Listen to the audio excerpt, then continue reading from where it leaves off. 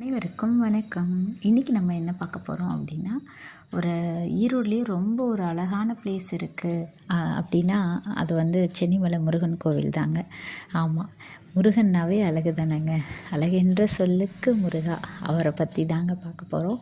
ரொம்ப ரொம்ப ஒரு அழகான பிளேஸ். நாங்கள் வாரம் வாரம் டியூஸ்டே மறக்காமல் போயிடுவோம். அப்படி ஒரு அழகான பிளேஸ் பற்றி தான் இன்றைக்கி பார்க்க போகிறோம்.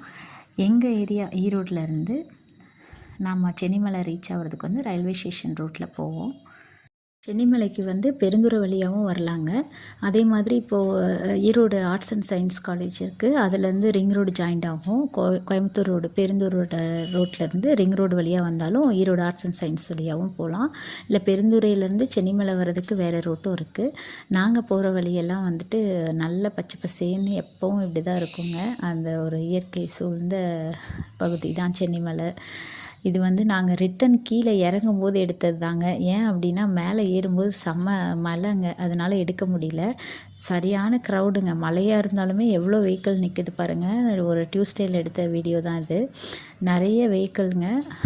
கூட்டம் எப்பயுமே வந்து 3rd bend 4th பெண்ட்லலாம் car stop பண்ணிட்டு தான் மேலே ஏற முடியும். அவ்வளோ ரஷ்ஷாக இருக்கும். டியூஸ்டே அப்புறம் சஷ்டி இந்த மாதிரி ஸ்பெஷல் டேஸ்லலாம் அப்படி தான் இருக்குங்க. சென்னிமலை முருகன் கோவில் வந்து அறுபடை வீடுகளுக்கெல்லாம் சென்னிமலை சுப்பிரமணிய சுவாமி கோவில் வந்து அறுபடை வீடுகளுக்கெல்லாம் முந்தைய கோவில்னு சொல்கிறாங்க. கிபி 9ஆம் நூற்றாண்டு சோழர்களால் கட்டப்பட்டதாகவும் வரலாறு இருக்குங்க. மூலவர் சிலை மட்டும் சுமார் 3000 ஆண்டுகள் பழமை வாய்ந்த சிலைன்னு சொல்கிறாங்க. 1320 படிகள் இருக்கிறதாகவும், பின்னாடி கோவிலிருந்து மேலே மலை மேலே கோவிலிருந்து மேலே 300 படிக்கட்டு ஏறினா வந்து பின்னாக்கு சித்தரோட தபம் பண்ணதும் அவர் ஜீவசமாதியான இடமும் இருக்குங்க. அதுலேயே வள்ளி தெய்வானைக்குரிய கோவிலும் இருக்குதுங்க. மலை அடிவாரத்தில் உள்ள தீர்த்த கிணற்று வழியாக காளைகள் மூலமாக வந்து தீர்த்த கிணத்துலேருந்து தீர்த்தம் எடுத்து கொடுத்த வந்து காளைகள் மேலே வைத்து முருகனுக்கு வந்து படி வழியாகவே அந்த காளைகள் வந்து தினமுமே தீர்த்தம் எடுத்துகிட்டு போய் சாமிக்கு அபிஷேகம் பண்ணுறதுக்கு கொடுக்குறதா ஒரு ஐதீகம் இருக்குங்க. இன்றைக்கு வரைக்கும் அதை கடைப்பிடிச்சிட்ருக்காங்க. 1984 பிப்ரவரி 12ஆம் தேதி உலக அதிசயமாக இரட்டை மாட்டு வண்டி படி வழியாக மலை ஏறிய அதிசயம் வந்து நிகழ்த்தியிருக்காங்க. மற்றொரு சிறப்பும் இருக்குங்க. தேவராய சுவாமிகள் என்ற முருக பக்தர் இயற்றிய கந்தசஷ்டி கவசம் என்ற கவச மாலை இந்த திருத்தலத்தில் தான் அரங்கேற்றமும் பண்ணியிருக்காங்க. இந்த கோவிலில் எல்லா செவ்வாய்க்கிழமையும் அப்புறம் சஷ்டி கிருத்திகை இந்த மாதிரி ஸ்பெஷல் டேஸ்லலாம் வந்து கூட்டம் அதிகமாக இருக்குங்க. 10 ரூபா டிக்கெட் ஃப்ரீ தரிசனம் இருக்குது. 10 ரூபா டிக்கெட் வந்து அமாவாசை பௌர்ணமி அந்த மாதிரி டேஸில் மட்டும் 25 ருபீஸ் வாங்குவாங்க ஒருத்தருக்கு. அடிவாரத்துலேருந்து மேலே வர்றதுக்கு கோவில் பஸ்ஸே ப்ரொவைட் பண்ணுறாங்க. நம்ம ஓன் வெஹிக்கிள் 2 வீலர் 4 வீலர்லாம் வச்சுருந்தோம்னா கீழே அடிவாரத்துலேருந்து ஒரு 3 to 4 கிலோமீட்டரில் மேலே வர மாதிரி இருக்குங்க. கோவில் பஸ் வந்து இந்த இடத்துலையே வந்து ஸ்டாப் பண்ணுவாங்க. கோவில் பக்கத்துலேயே நீங்கள் வந்து பஸ்ஸில் வரதா இருந்தாலும் கீழே அடிவாரத்துலேருந்து வந்துக்கலாங்க.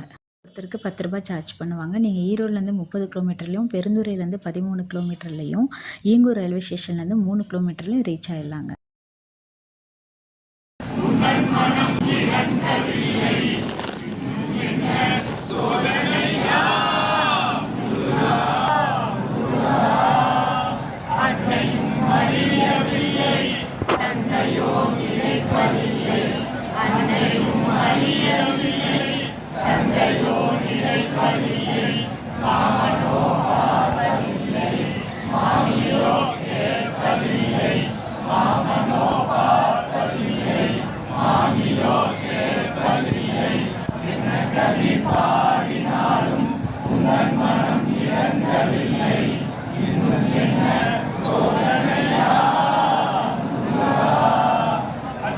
ஒரு வாரமும் செவ்வாய்க்கிழமை தங்கத்தேர் இழுப்பாங்க நைட்டு 7:30 மணிக்கு. நம்ம இப்போ அதான் செவ்வாய்க்கிழமை நைட்டு 7:30 மணிக்கு தங்கத்தேர் வந்து இழுப்பாங்க. சாமி தங்கத்தேரில் இருந்து உற்சவராக வந்து கோவில் சன்னிதானத்தில் வச்சுருவாங்க. சாமிக்கு தங்கத்தேர் முடிஞ்சோடனே உற்சவரை வந்து எடுத்து வைக்கிறாங்க இல்லையா, உற்சவருக்கு தான் வந்து அர்ச்சனை பண்ணுறது, நம்ம வாங்கிட்டு போகிற தேங்காய் பழம் அர்ச்சனை எல்லாமே வந்து உற்சவருக்கு தான் பண்ணி கொடுப்பாங்க. அப்புறம் கோவிலில் வந்து 50 ரூபா லைனும் இருக்குங்க. நான் அப்போ சொல்ல மறந்துட்டேன். 50 ரூபா லைனும் இருக்குது. ஒருத்தருக்கு 50 ரூபா. அது கோவில் உள்ள என்ட்ரன்ஸ்லேருந்து லெஃப்ட் சைடில் நம்ம உள்ளே வந்தோடனே லெஃப்ட் சைடில் போனீங்க அப்படின்னா 50 ரூபா லைன் ஃபார்ம் ஆகும். அங்கேயே வந்து மேலேயே டிக்கெட் கொடுப்பாங்க. நீங்கள் அந்த சைடில் இருக்கும் டிக்கெட் கவுண்டர் லெஃப்ட் சைடில், அங்கே நீங்கள் எடுத்துக்கிட்டு 50 ரூபா லைன்லேயும் ஜாயின் பண்ணிக்கலாங்க.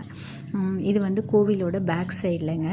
நம்ம பார்த்துட்ருக்கிறது வந்து இந்த ஸ்டெப்ஸ் தெரியுது இல்லைங்களா, இது வந்து வள்ளி தெய்வானை, அப்புறம் மேலே வந்து பின்னாக்கு சித்தர் அவரை வந்து பார்க்குறதுக்கு போகக்கூடிய பாதைங்க. நம்ம இந்த ஷூட் எடுக்கும்போது நாங்கள் நைட் டைம் போயிருந்தோம், அதனால் க்ளோஸ் பண்ணிட்டாங்க.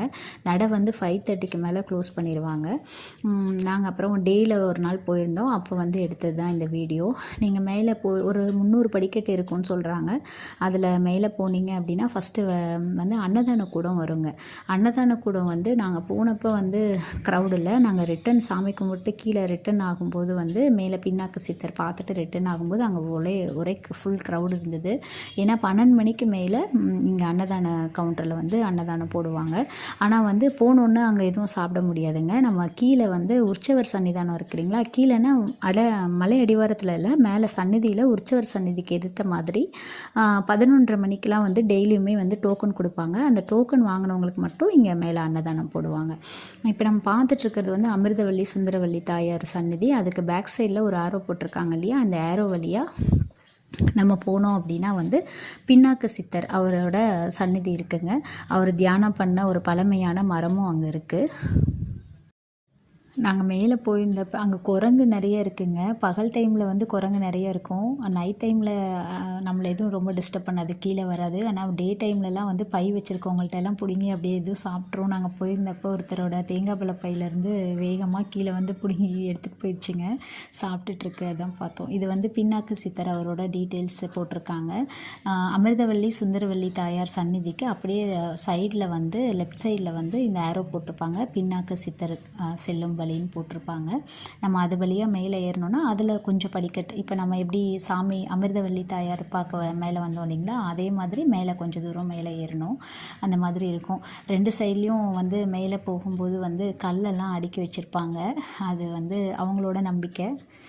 இந்த மாதிரி அடுக்கி வைக்கும்போது வீடு கட்டுவோம் அந்த மாதிரிலாம் சொல்லுவாங்க. நிறைய பார்த்தோம், நிறைய பேர் அடுக்கி வச்சுருந்தாங்க. நம்ம பக்கத்தில் வந்துட்டோங்க. அங்கே தெரியுது இல்லைங்களா, அதுதான் வந்து அவர் பின்னாக்கு சித்தர் சாமி வந்து தியானம் பண்ண இடமும் அவரை வந்து ஜீவ சமாதியான இடமும் மேலே இருக்குங்க.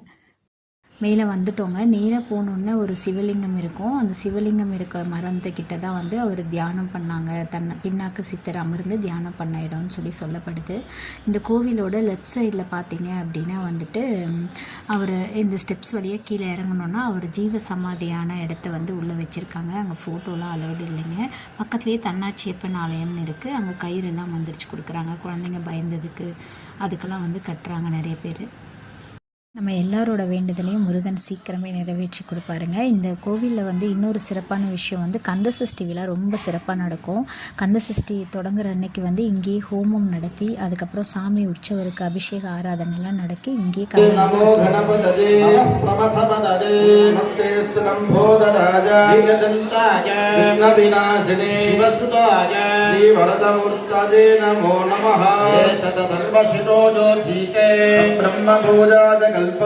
சமிக்னேர்ணவாத்ய